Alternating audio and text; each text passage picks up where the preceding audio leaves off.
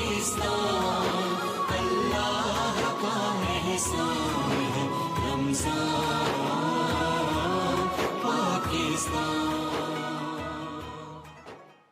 أعوذ بالله من الشيطان الرجيم.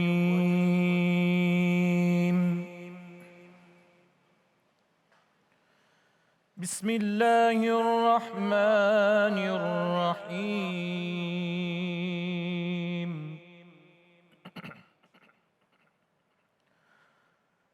يا أيها الذين آمنوا إذا لقيتم فئة فاثبتوا واذكروا الله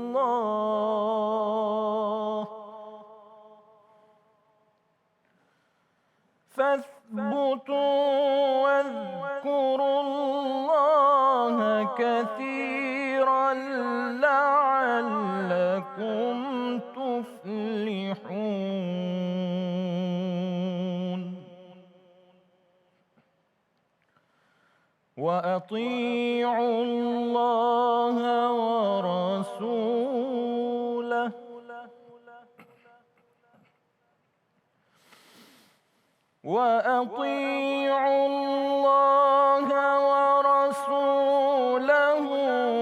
ولا تنازعوا فتفشلوا وتذهب ريحكم واصبروا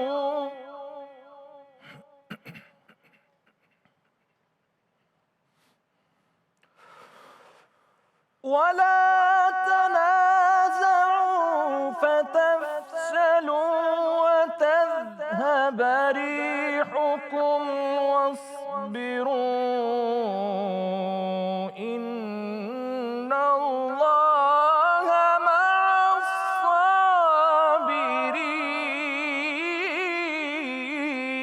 الصابرين. واصبروا إن الله مع الصابرين.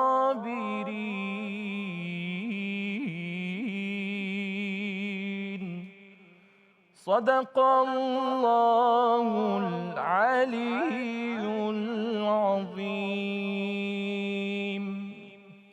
ماشاء اللہ، سبحان اللہ کے ممتاز قاری جناب قاری حسیب خان صاحب سورہ انفال کی آیت نمبر 45 اور 46 کی تلاوت کر رہے تھے. پناہ مانگتا ہوں میں اللہ کی شیطان مردود سے، اللہ کے نام سے شروع جو بڑا مہربان نہایت رحم فرمانے والا ہے. مومنوں، جب کفار کی کسی جماعت سے تمہارا مقابلہ ہو تو ثابت قدم رہو اور خدا کو بہت یاد کرو تاکہ فلاح پاؤ، اور خدا اور اس کے رسول صلی اللہ علیہ وآلہ وسلم کے حکم پر چلو اور آپس میں جھگڑا نہ کرنا، اور اگر ایسا کرو گے تو تمہارا اقبال جاتا رہے گا، اور صبر سے کام لو، اور خدا صبر کرنے والوں کا مددگار ہے. الحمدللہ رب العالمین والصلاة والسلام علی سید الانبیاء والمرسلین. اللہم صلی علی سیدنا و مولانا محمد وعلی آلہ واصحابہ وبارک وسلم وصلی علیہ. دنیا کے تمام دیکھنے والوں کو، تمام چاہنے والوں کو، تمام پیار کرنے والوں کو، اور جہاں جہاں تک اس وقت میری آواز کو سنا اور مجھے دیکھا جا رہا ہے، جنید اقبال کی جانب سے انتہائی محبت کے ساتھ السلام علیکم. ایک بار پھر ناظرین، رمضان پاکستان کی خصوصی نشریات میں 1447 ہجری کے موقع پہ پی ٹی وی ہوم کے اس فورم سے میں حاضر خدمت ہوں. الحمدللہ رب العالمین، یہ میرے رب کا فضل، اس کا کرم ہے کہ اللہ تعالیٰ نے ہمیں یہ موقع عطا کیا کہ ہم رمضان میں زندہ ہیں، اور بس اپنی عبادتوں کے تھوڑے بہت ہدایے اللہ کی بارگاہ میں پیش کر سکتے ہیں، جس کی توفیق یقیناً اللہ ہی کی طرف سے ہے. آج انشاءاللہ ہم اپنا 17واں روزہ جو ہے اختیار کریں گے، یعنی آج 17ویں سحری ہوگی، یعنی 17 رمضان المبارک. آپ جانتے ہیں ناظرین، اس کی دو اہم ترین نسبتیں ہیں. ایک نسبت تو میری آپ کی ماں حضرت عائشہ صدیقہ سلام اللہ علیہا، جن پر کل ہم نے گفتگو کی، جن کی بارگاہ میں ہم نے ہدایے پیش کیے، اور ایک نسبت ہے غزوہ بدر کی. صاحب، یہ جو حق و باطل کا پہلا معرکہ ہے جسے یوم الفرقان کہا جاتا ہے، جسے یوم الفرقان کہا جاتا ہے، یعنی فرق کرنے والا دن کہا جاتا ہے۔ حق اور باطل کے درمیان اللہ تبارک و تعالیٰ نے ایک واضح اور مکمل طور پہ لکیر کھینچ دی تھی، جسے غزوہ بدر کہا جاتا ہے، جسے یوم البدر العظمیٰ کہا جاتا ہے، یوم البدر الکبریٰ کہا جاتا ہے۔ ایک ایسا عظیم ترین دن ہے ناظرین، ایک ایسا عظیم ترین دن ہے جس کے بارے میں میرا خیال ہے کہ اس دور میں مسلمانوں کا سمجھنا اور مسلمانوں کا اس کو پڑھنا اور پڑھ کر اس اسٹریٹجی پر عمل کرنا بہت ضروری ہے ناظرین، بہت ضروری ہے۔ یہ ذہن میں رکھیے گا کہ طاغوت صرف اس وقت نہیں تھا، باطل صرف اس وقت نہیں تھا، باطل آج بھی موجود ہے، طاغوت آج بھی موجود ہے۔ آج بھی وہ جو دشمنی ہے مسلمانوں کے حوالے سے، وہ جو نفرت ہے مسلمانوں کے حوالے سے، وہ جو کجی ہے مسلمانوں کے حوالے سے، وہ آج بھی اسی انداز سے موجود ہے۔ آج بھی طاغوت سلگتا ہے مسلمانوں کے حوالے سے، کیونکہ آج بھی طاغوت یہ چاہتا ہے کہ کسی طور سے مسلمانوں کو دبا لے اور اپنے آپ کو اوپر لے کر آ جائے۔ نبی کریم صلی اللہ علیہ وآلہ وسلم، میں قربان ہو جاؤں ان پر، میری آل اولاد ان پر قربان ہو جائے، یعنی اس کائنات کے سب سے عظیم ترین لیڈر، اس کائنات کے سب سے عظیم ترین کمانڈر، اس کائنات کے سب سے عظیم ترین سپہ سالار موجود ہیں۔ مدینہ پاک کی ناظرین سرزمین ہے، اور معلوم ہوتا ہے کہ کفار مکہ نے اپنے پورے پوٹینشل کے ساتھ، یعنی بہترین اسلحے کے ساتھ، بہترین مال و دولت کے ساتھ، بہترین افرادی قوت کے ساتھ مسلمانوں پر یعنی مدینہ پاک پر چڑھائی کرنے کا فیصلہ کر لیا۔ ذہن میں رہے ناظرین، یہ بہت اہم ترین مارکہ، یہ عام مارکہ نہیں، یہ اہم ترین مارکہ ہے۔ یہ اتنا اہم ترین مارکہ ہے کہ اس مارکے کو سمجھنا، میں نے جیسے کہ آپ سے عرض کیا، بہت ضروری ہے، اور اس مارکے میں جو حکمت عملی سرکار مدینہ صلی اللہ علیہ وآلہ وسلم نے اختیار کی، اس کو بھی سننا اور اس پر عمل کرنا بہت ضروری ہے۔ کہ ایک طرف پوری طاقت ہے، ایک طرف اسلحہ ہے، ایک طرف افرادی قوت ہے، ایک طرف معاملہ یہ ہے کہ ایک جنگی جنون ہے کفار کے اندر کہ کسی طرح سے معاذ اللہ ثم معاذ اللہ مدینہ پاک کی سرزمین کے اوپر وہ چڑھائی کر دیں اور مسلمانوں کو مکمل طور پہ تہس نہس کر دیں۔ اور عالم یہ تھا ناظرین کہ 1000 کا لشکر مکہ پاک سے چلا تھا، 1000 کا لشکر، اور عالم اس میں یہ تھا، میں آپ کو بتلاؤں آپ کے رونگٹے کھڑے ہو جائیں گے سن کر، یعنی عالم یہ تھا کہ 100 زرہ پوش گھڑ سوار اس میں موجود تھے، تقریباً 600 کے قریب ان کے پاس اونٹ موجود تھے، اور ڈیلی وہ 9 سے 10 اونٹ جو ہے وہ ذبح کیا کرتے تھے اور تناول کیا کرتے تھے اس کو، یعنی رقص و سرور کی محافل سجا کرتی تھیں، کنیزیں موجود تھیں جو ناچ گانے کیا کرتی تھیں، خوراک ان کو میسر کی جاتی تھی، اور سب جو ہے اس تمکنت کے ساتھ آئے تھے کہ بس آج مسلمانوں کا معاملہ معاذ اللہ ثم معاذ اللہ ہم مکمل طور پہ ختم کر دیں گے۔ یعنی ایک طرف کفر جو ہے اپنی فل فورس کے ساتھ، اپنی پوری طاقت کے ساتھ موجود تھا، اور دوسری طرف شمع مصطفیٰ صلی اللہ علیہ وآلہ وسلم کے گرد پروانوں کی طرح صحابہ کرام رضوان اللہ تعالیٰ علیہم اجمعین موجود تھے۔ اور ان کا عالم کیا تھا؟ ان کا عالم یہ تھا کہ ان کے پاس خستہ سے تیر تھے، ان کے پاس پرانی سی تلواریں تھیں، اور تلواریں بھی روایتوں میں بتایا جاتا ہے کہ تقریباً 8 کے قریب ان کے پاس تلواریں تھیں، 6 جو ہیں وہ زریں ان کے پاس موجود تھیں جو اپنے جسم کے اوپر پہن سکتے تھے، اور اونٹوں کا عالم یہ تھا کہ 80 کے قریب ان کے پاس اونٹ تھے، یعنی کسی قسم کا کوئی کمپیریزن، کوئی مقابلہ طاقت کے حوالے سے تھا ہی نہیں۔ یعنی ایک طرف طاقت اپنے عروج پر تھی اور دوسری طرف بے سر و سامنی کا عالم تھا۔ یعنی آپ جانتے ہیں نا کہ صحابہ کرام رضوان اللہ تعالیٰ علیہم اجمعین کی تو کیفیت یہ تھی کہ وہ فقر و فاقہ میں مبتلا تھے، یعنی بہت سے صحابہ تو ایسے تھے کہ جن کے پیروں میں چپلیں موجود نہیں تھیں، ان کی چپلیں تک ٹوٹی ہوئی تھی، اور عالم یہ تھا کہ ان کے جو جسم پر کپڑا تھا وہ بھی پیون زدہ تھا، اور بہت سو کے تو کپڑے ایسے تھے جو پھٹے پرانے تھے، یعنی یہ عالم تھا۔ لیکن اس کے باوجود بھی جذبہ ایمانی کا یہ عالم تھا کہ جو 13 اور 14 برس کے صحابہ کرام تھے رضوان اللہ تعالیٰ علیہم اجمعین، جس میں حضرت عمر رضی اللہ تعالیٰ عنہ کا اگر میں ذکر نہ کروں تو مسئلہ حل نہیں ہوگا، یعنی اتنی خوبصورت بات انہوں نے کی، یا رسول اللہ میں آپ پر قربان ہونا چاہتا ہوں، یا رسول اللہ میں جہاد کے میدان میں آنا چاہتا ہوں، اور اچک اچک کے وہ سرکار مدینہ صلی اللہ علیہ وآلہ وسلم کو بتلاتے تھے کہ یا رسول اللہ میرا اتنا قد ہے، میری اتنی قامت ہے، بس مجھے ایک مرتبہ موقع دے دیجئے، میں آپ پر اور آپ کے دین کے اوپر قربان ہونے کو تیار ہوں۔ یہ صحابہ کرام رضوان اللہ تعالیٰ علیہم اجمعین کا جذبہ تھا ناظرین۔ اور آپ سوچئے وہ نورانی قافلہ 12 رمضان المبارک کو بدر کے مقام کی طرف بڑھتا ہے، یعنی بدر کی جانب بڑھتا ہے، اور بدر جو ہمیں گوگل پہ پتہ چلتا ہے وہ یہ پتہ چلتا ہے کہ 80 میل کے قریب اس کا فاصلہ تھا۔ اب 12 رمضان المبارک کو اس دنیا کے، اس کائنات کے سپریم کمانڈر اپنی قیادت میں صحابہ کرام رضوان اللہ تعالیٰ علیہم اجمعین کو لے کر چلے، اور کہاں چلے ہیں؟ بدر کے مقام کی جانب آپ آہستہ آہستہ بڑھ رہے ہیں، یعنی وہ نورانی قافلہ آہستہ آہستہ بڑھ رہا ہے۔ ایک سفید پرچم ہے جو حضرت مصعب بن عمیر رضی اللہ تعالیٰ عنہ کے دست مبارک میں ہے. اور مصعب بن عمیر رضی اللہ تعالیٰ عنہ آپ کو معلوم ہے کون تھے؟ یہ شبیہ رسول ان کو کہا جاتا تھا صلی اللہ علیہ وآلہ وسلم. جس وقت غزوہ احد میں رسول کریم صلی اللہ علیہ وآلہ وسلم کی شہادت کی خبر آئی تھی نا، تو اس وقت سرکار مدینہ صلی اللہ علیہ وآلہ وسلم شہید نہیں ہوئے تھے، بلکہ حضرت مصعب بن عمیر رضی اللہ تعالیٰ عنہ شہید ہوئے تھے. اور آج بھی اگر آپ میدان احد میں جاتے ہیں تو آپ کو جو 3 قبور نظر آتی ہیں، جس میں ایک پیارے چچا جان حضرت امیر حمزہ رضی اللہ تعالیٰ عنہ ہیں، دوسرے حضرت عبداللہ ابن جہش رضی اللہ تعالیٰ عنہ ہیں، اور تیسری شخصیت حضرت مصعب بن عمیر رضی اللہ تعالیٰ عنہ ہیں. تو بہرحال یہ قافلہ بڑا آگے، اور اس طرح سے بڑا کہ مولا کائنات مولا علی کرم اللہ وجہ الکریم مہاجرین کی قیادت کر رہے تھے. اور انصاریوں میں 2 روایتیں آتی ہیں. اس میں ایک روایت کے مطابق حضرت سعد بن معاذ رضی اللہ تعالیٰ عنہ کے دست مبارک میں انصاریوں کا پرچم تھا. اب سرکار مدینہ صلی اللہ علیہ وآلہ وسلم کائنات کے بہترین تاروں کے جلوں میں موجود ہیں. کائنات کا چاند آگے بڑھ رہا ہے اور بدر کی جانب جو ہے وہ آپ گامزن ہیں. جس وقت آپ بدر کے مقام پہ پہنچتے ہیں، اس وقت آپ نے بدر کے مقام کا پورا جائزہ لیا اور مسلمانوں نے ایک جگہ پڑاؤ کا فیصلہ کر لیا. اچانک حضرت حباب بن منذر رضی اللہ تعالیٰ عنہ سرکار علیہ السلام کی بارگاہ میں آئے اور عرض کیا کہ یا رسول اللہ صلی اللہ علیہ وآلہ وسلم، فدا کا ابی و امی یا رسول اللہ. یہ نعرہ ہوتا تھا صحابہ کرام رضوان اللہ تعالیٰ علیہم اجمعین کا کہ فدا کا ابی و امی یا رسول اللہ صلی اللہ علیہ وآلہ وسلم. کیا یہ وحی کے ذریعے سے اللہ کے انسٹرکشنز ہیں کہ ہم یہیں پہ پڑاؤ کریں؟ سرکار علیہ السلام نے فرمایا کہ مشاورت کرتے ہیں.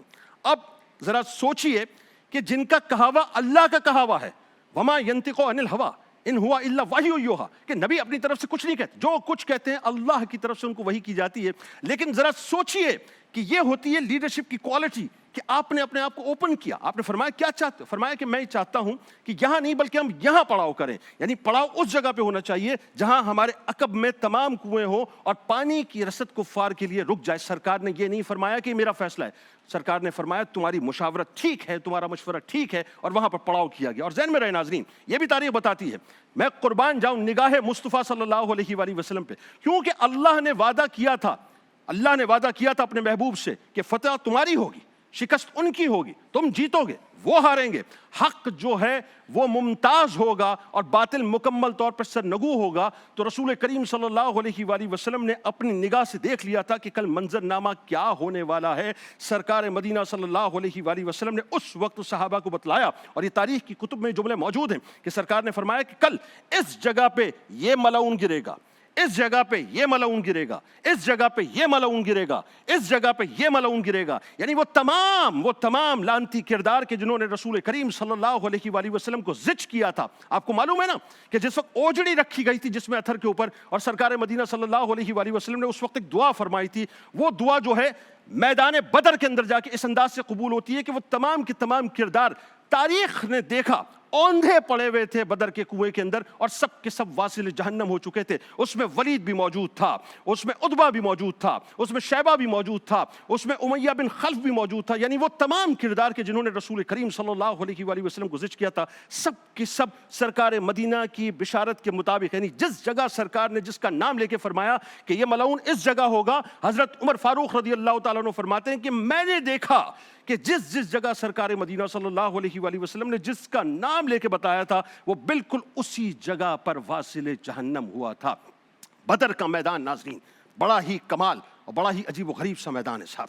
یعنی میں نے آپ کو کہا کہ ایک طرف طاقت پر زام ہے، ایک طرف قوت پر زام ہے، ایک طرف اسلحے پر زام ہے، ایک طرف اپنے گھوڑوں پر زام ہے، ایک طرف اپنی کنیزوں پر زام ہے، ایک طرف اپنی دولت پر زام ہے، ایک طرف اپنے مال پر زام ہے، ایک طرف اپنے کھانے پینے پر زام ہے، ایک طرف اپنی تمام تر جو جتنی بھی پاورز ہیں جس کو مجتمع کر کے آئے تھے اس پر زام ہے، اور دوسری طرف صرف اور صرف اللہ پر توکل ہے. اور توکل کا عالم یہ تھا کہ یا رسول اللہ صلی اللہ علیہ وآلہ وسلم آپ آگے بڑھیں. یعنی میں حضرت مقداد رضی اللہ تعالیٰ عنہ کے جملے آپ کو بتلاتا ہوں جس کا مفہوم یہ ہے کہ وہ عرض کرتے ہیں کہ یا رسول اللہ صلی اللہ علیہ وآلہ وسلم آپ آگے بڑھیں. ہم حضرت موسیٰ علیہ السلام کی قوم کی طرح آپ کو یہ نہیں کہیں گے کہ آپ جا کر اپنے خدا کے ساتھ لڑیں، بلکہ ہم آپ کے آگے بھی لڑیں گے، ہم آپ کے پیچھے بھی لڑیں گے، ہم آپ کے دائیں بھی لڑیں گے، ہم آپ کے بائیں بھی لڑیں گے، یہاں تک کہ اپنی جانوں کو آپ پر قربان کر دیں گے.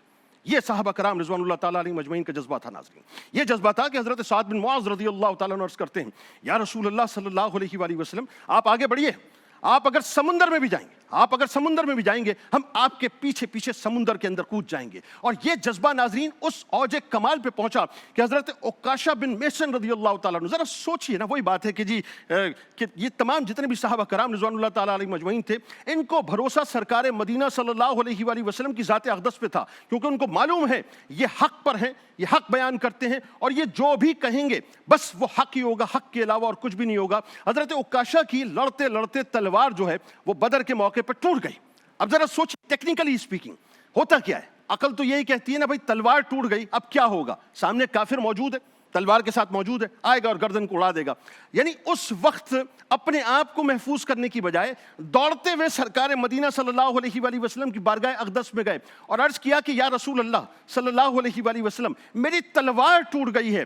نبی کریم صلی اللہ علیہ وآلہ وسلم نے یہ نہیں فرمایا کہ اب میں کیا کروں, بلکہ آپ نے اپنے دست مبارک سے ایک ٹہنی ان کو تھما دی, فرمایا جا کر لڑو.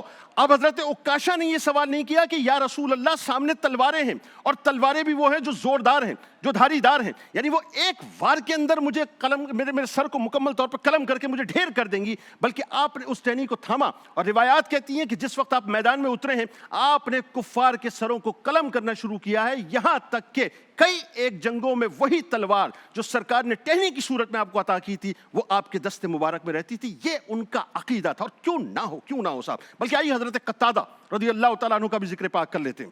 یعنی جنگ ہو رہی ہے, آپ سوچئے ذرا, میدان جنگ ہے, اور ایک تیر آ کے آپ کی آنکھ میں لگتا ہے, آپ کی آنکھ کا ڈھیلا بہنا شروع ہوتا ہے.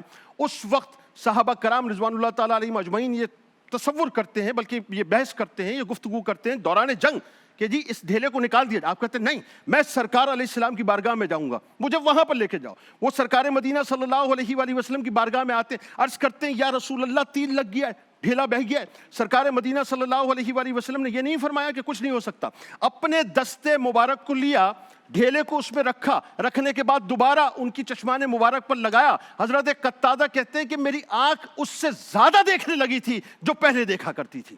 یہ نبی کریم صلی اللہ علیہ وآلہ وسلم پر ان کا اعتماد تھا, ان کا اعتقاد تھا. کیوں نہ ہو, یعنی صحابہ کرام نے بنیادی طور پر ناظرین بدر کے موقع پر یہ بتایا کہ کوئی رشتہ اللہ اور اس کے رسول صلی اللہ علیہ وآلہ وسلم سے بڑھ کر ہو نہیں سکتا. صحابہ کرام نے یہ بتلایا کہ ہمارے والدین نبی کریم صلی اللہ علیہ وآلہ وسلم پر قربان ہیں, ہمارے بھائی نبی کریم صلی اللہ علیہ وآلہ وسلم پر قربان ہیں, ہمارے رشتہ دار نبی کریم صلی اللہ علیہ وآلہ وسلم پر قربان ہیں. اور تاریخ بتاتی ہے کہ حضرت ابو عبیدہ بن جرح رضی اللہ تعالیٰ عنہ نے اپنے والد کو میدان بدر میں واصل جہنم کیا. تاریخ بتلاتی ہے حضرت عمر فاروق رضی اللہ تعالیٰ عنہ نے اپنے ماموں عاص بن ہشام کو واصل جہنم کیا. تاریخ بتاتی ہے حضرت مصعب بن عمیر رضی اللہ تعالیٰ عنہ نے اپنے بھائی کو میدان بدر میں واصل جہنم کیا. اور تاریخ بتاتی ہے حضرت ابو حذیفہ رضی اللہ تعالیٰ عنہ نے دیکھا کہ ان کا والد عتبہ, ان کا بھائی ولید, ان کا چچا شیبہ, یہ سب کے سب میدان بدر کے اندر واصل جہنم ہوئے. کیوں؟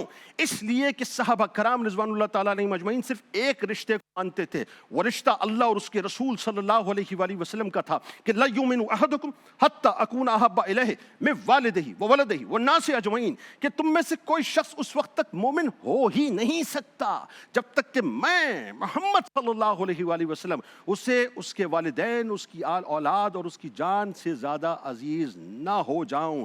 ناظرین کرام, میدان بدر میں میرے آپ کے آقا و مولا صلی اللہ علیہ وآلہ وسلم تشریف فرما ہیں اور زارو قطار رو رہے ہیں. عالم یہ ہے کہ مولا کائنات فرماتے ہیں میں سرکار کی خدمت میں آتا, میں دیکھتا کہ رسول کریم صلی اللہ علیہ وآلہ وسلم زارو قطار رو رہے ہیں. یا حیو یا قیوم, یا حیو یا قیوم, یا حیو یا قیوم کی صدائیں بلند ہو رہی ہیں. میں پھر جاتا, کفار کو واصل جہنم کرتا, پھر واپس آتا, میں دیکھتا وہی وٹ جاری ہے, پھر میں جاتا, پھر آتا, یہاں تک کہ آقا و مولا صلی اللہ علیہ وآلہ وسلم کی دعاؤں کو اللہ نے قبول کیا اور ان کو فتح عطا کی. اور فتح کیسی ناظرین کہ سرکار علیہ السلام کی چادر مبارک ان کے مبارک کندھوں پر موجود ہے. صدیق اکبر رضی اللہ تعالیٰ عنہ پیچھے موجود ہیں. صدیق اکبر رضی اللہ تعالیٰ عنہ فرماتے ہیں کہ میں نے دیکھا, روایات میں آتا ہے جس کا مفہوم یہ ہے کہ سرکار علیہ السلام اپنے رب کو ان کا وعدہ یاد دلا رہے ہیں, یا اللہ تو نے مجھ سے وعدہ کیا ہے, یا اللہ آج ہمیں رسوا نہ کرنا, یا اللہ یہ جو مختصر سی جماعت ہے اگر یہ جماعت آج نہ رہی تو رہتی دنیا تک تیرا نام لیوا کوئی نہیں ہوگا. صدیق اکبر عرض کرتے ہیں کہ میں نے سرکار علیہ السلام کو ڈھارس دی کہ یا رسول اللہ چپ ہو جائیے، آپ نے بہت دعائیں کر لی ہیں،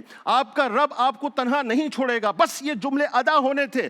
دعا کو قبولیت کے پل لگتے ہیں. سرکار علیہ السلام اپنے سر اقدس کو اٹھاتے ہیں، دیکھتے ہیں کہ جبرائیل امی آسمان پر موجود ہیں، زرد امامہ پہنے ہوئے تشریف فرما ہے، گھوڑے پر تشریف فرما ہے. صدا بلند ہوتی ہے کہ دیکھو صدیق، وہ جبرائیل آ چکے ہیں، 5000 فرشتوں کے ساتھ موجود ہیں. اللہ نے ہمیں فتح و نصرت عطا کر دی ہے. اور عالم یہ ہوا ناظرین کہ 313 نے 1000 کو ایسے اکھاڑ کر پھینکا ہے کہ رہتی دنیا تک حق ہو گیا ہے اور باطل مکمل طور پہ زمین بوس ہو گیا ہے. آئیے آغاز کرتے ہیں. ہمارے ساتھ جو شخصیات موجود ہیں یقیناً وہ کسی تعارف کے محتاج نہیں اور بہت ہی خوبصورت پڑھتے ہیں ماشاءاللہ. قصیدہ بردہ شریف سے آغاز کرتے ہیں. ملک کے معروف ثناخواں ہیں جناب حافظ مظہر اشرفی صاحب ہمارے ساتھ موجود ہیں، اور دوسری شخصیت ممتاز ثناخواں محترمہ سیدہ کوثر علی صاحبہ موجود ہیں. دونوں سے ملتمس تشریف لائیے اور آ کر ٹرانسمیشن کا آغاز کیجیے.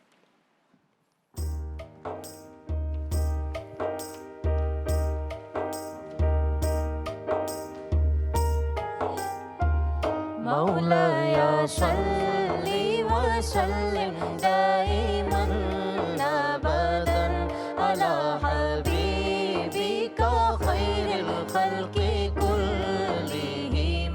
مولاي صل وسلم دائما ابدا على حبيبك خير الخلق كلهم.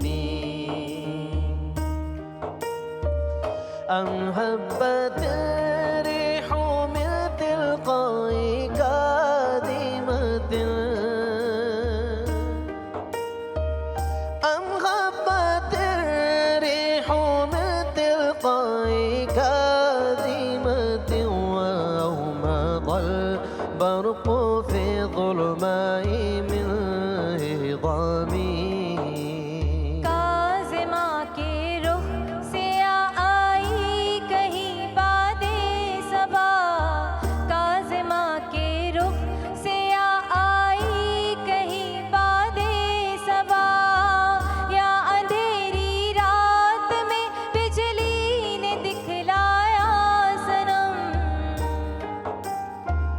مولاي صل وسلم دائما ابدا على حبيبك خير الخلق كلهم.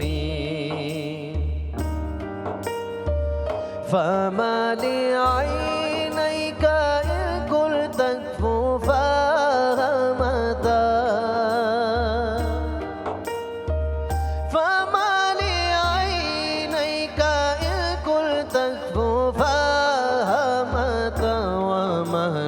قلبك إن قلت استفيق يهيمي.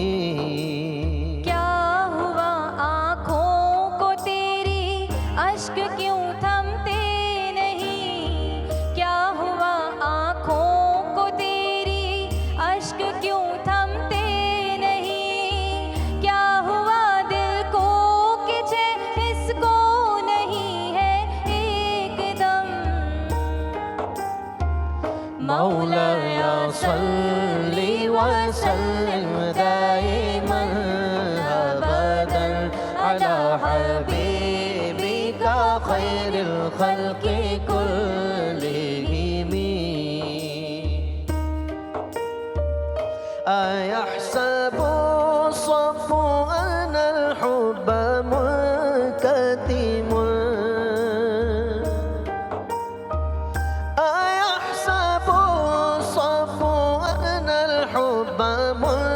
منكتم ما بين منسجم منه ومضطرم. ہے غلط تیرا گمائے عشق چھپتا ہے کہیں، ہے غلط تیرا گمائے عشق چھپتا ہے کہیں. کھول دیں گے سیل اشک سوز دل سارا بھرم. مولاي صل وسلم دائما ابدا على حبيبك خير الخلق كلهم. وسلم دائما أبدا على حبيبك خير الخلق كلهم. رمضان پاکستان